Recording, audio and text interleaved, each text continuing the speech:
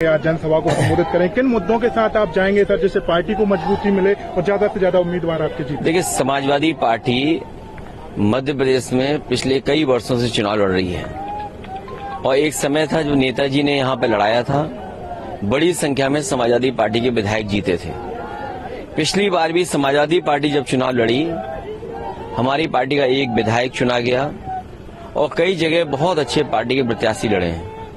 हमें उम्मीद है कि आज हम पूर्व विधायक लक्ष्मण तिवारी जी के कार्यक्रम में शामिल होने आया हूं। ये समाजवादी पार्टी से जुड़े हैं, चुनाव लड़ेंगे और मध्य प्रदेश में समाजवादियों ने काम किया और जरूरत है समाजवादी विचारधारा की। गरीब, महिलाएं, आदिवासी, अल्पसंख्यक और जितने भी हमारे पिछड़े और अगड़े मिलकर के हैं, बीजेपी को जवाब देना चाहिए कि केवल मध्य प्रदेश की सरकार नहीं थी उनकी, दिल्ली में भी सरकार रही है। दिल्ली के 10 साल और मध्य प्रदेश की लगातार इतने सालों की सरकार में भी परिवर्तन दिखाई नहीं दे रहा है। आज अगर हम एनसीआरबी का आंकड़ा देखें, जो प्रदेश सरकार दिल्ली सरकार को देती है, महिलाओं के ऊपर अन्याय सबसे ज्यादा है, छोटी बेटियों के ऊपर सबसे ज्यादा अन्याय है। एक तरफ अगर लाडली योजना आप चला रहे हैं तो कहीं न कहीं आपको उनकी सुरक्षा की भावना कैसे पैदा हो उसके बारे में सोचना होगा। बड़े पैमाने पे बेरोजगारी बढ़ी है और लगातार बेरोजगार बढ़ रहे हैं, आंकड़ों में भी, जमीनी हकीकत में भी।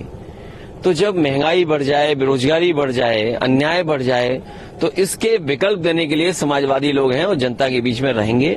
हमें उम्मीद है कि समाजवादी पार्टी इस बार सीटें ज्यादा जीतेगी। इंडिया गठबंधन के साथ, जो गठबंधन के साथ आप चुनाव मैदान में उतरेंगे मध्य प्रदेश में, इंडिविजुअली अकेली ही पार्टी आपकी लड़ेगी? चुनाव तो जब कभी होगा तो चिन्ह पे साइकिल पर ही होगा और वोट साइकिल पे ही मांगा जाएगा।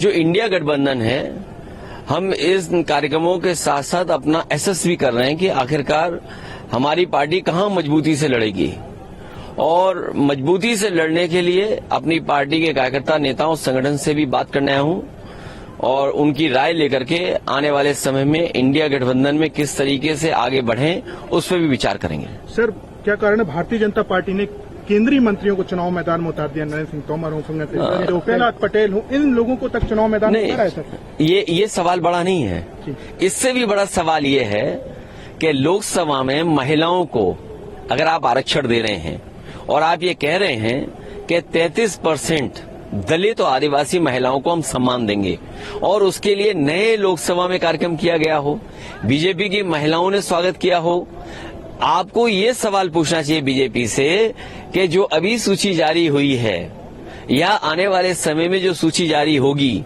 क्या भारतीय जनता पार्टी अपने संगठन की जो महिलाएं काम कर रही हैं, क्या उन्हें 33% का स्थान देंगे?